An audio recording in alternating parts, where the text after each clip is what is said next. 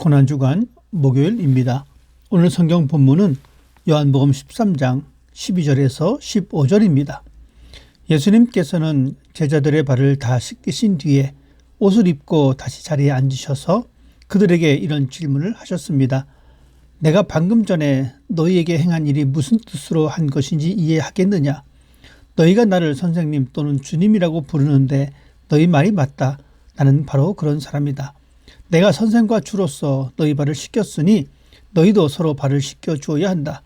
내가 너희에게 행한 그대로 너희도 행하게 하기 위해 내가 본을 보여준 것이다. 아멘. 권력과 힘을 가지고 권세를 부리는 것이 참 부럽습니다.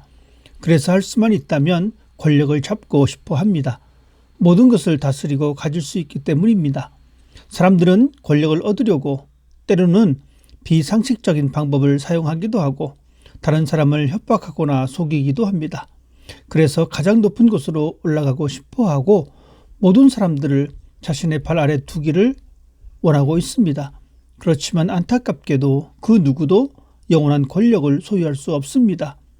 그렇지만 여기 영원한 권세를 가진 분이 계십니다. 예수님은 온 땅과 만물을 다스리는 왕으로 세상 어느 누구보다 높은 권세자입니다. 예수님의 권세는 영원하며 견고합니다. 예수님의 권세는 다른 사람을 협박해서 얻은 것이 아닙니다. 높은 곳에 위치하고 많은 사람을 호령하는 그런 권세도 아닙니다. 예수님의 권세는 세상의 시각으로 이해할 수 없습니다. 예수님은 당신이 보여준 그 권세로 이 세상을 다스리라고 말씀하십니다.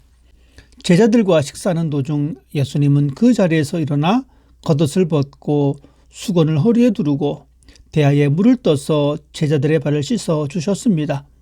그리고 가지고 있었던 수건으로 제자들의 발을 닦아 주셨습니다. 많은 제자들이 충격에 빠졌습니다. 도저히 상상할 수 없는 일이 발생했기 때문입니다. 발을 씻기는 것은 주인의 일이 아닙니다. 더욱이 존경받는 선생님이 해야 하는 일은 더더욱 아닙니다. 오히려 종이나 제자들이 선생님의 발을 닦아드려야 마땅합니다.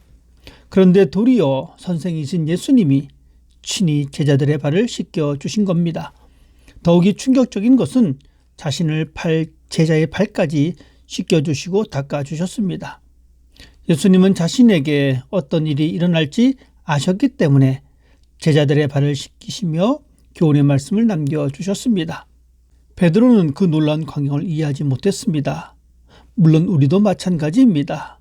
도저히 이해할 수 없습니다. 그렇지만 예수님은 제자들이 예수님의 마음을 알기를 원하셨습니다. 하나님의 나라는 세상의 나라와 같지 않다는 것을 알려주고 싶었고 세상에서 권세 있는 사람의 모습과 하나님의 통치 아래 권세 있는 사람의 모습이 다르다는 것을 알려주고 싶었습니다. 예수님은 제자들이 언제든지 서로의 발을 씻겨주는 낮은 사람이 되기를 원하셨습니다.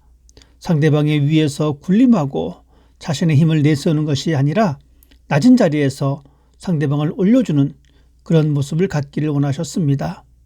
발을 씻겨주는 것은 섬긴다는 의미가 담겨 있습니다.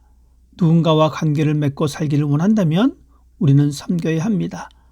예수님이 세상에 오신 것은 섬김을 받으려는 것이 아니라 도리어 섬기기 위해서였습니다. 그런데 우리가 아무에게라도 섬김을 받으려는 마음이 있다면 그것은 잘못된 것입니다. 우리는 모두 예수님을 닮기를 소원합니다. 예수님을 닮을 수 있는 것은 예수님처럼 행동하는 것입니다. 누구도 스스로 발을 씻기는 일에 주저할 때 예수님은 행동하였습니다. 그리고 예수님이 행한 그대로 따라 행동하기 위해서 본을 보여주셨습니다.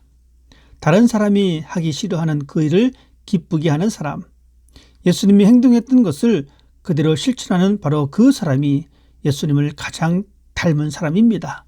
낮아지고 섬기는 것이 제자의 본분입니다. 그러나 사람들은 낮아지고 천한 일에는 관심이 없습니다. 편하게 상석에 앉아 대접을 받는 것에만 관심이 있습니다. 세상의 관심에 우리의 관심을 집중하지 말고 예수님의 관심에 우리의 관심도 함께 있어야 합니다. 가장 좋은 제자는 선생님의 가르침을 그대로 따르는 사람입니다. 반면에 가장 나쁜 제자는 가르침을 받았음에도 아무것도 하지 않는 사람입니다.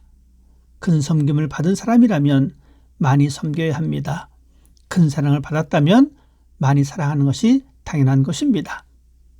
오늘 아내를 섬기는 것이 무엇인지, 자녀를 섬기는 것이 어떤 것인지, 교회 식구들을 섬기는 것이 무엇인지 깊이 고민하고 행동할 수 있는 날이 되기를 원합니다.